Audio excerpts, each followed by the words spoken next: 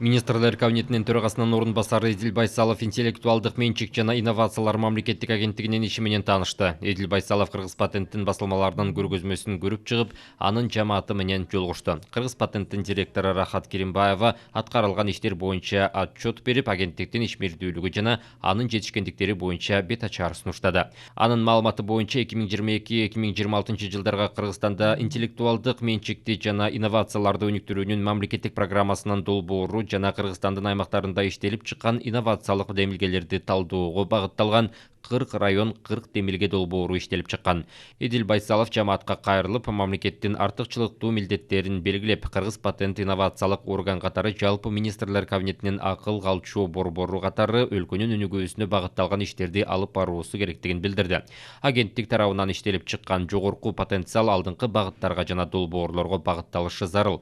Министрлер кабинети сиздерден жаңы демилгелерди күтөт, деди Эдил Байсалов.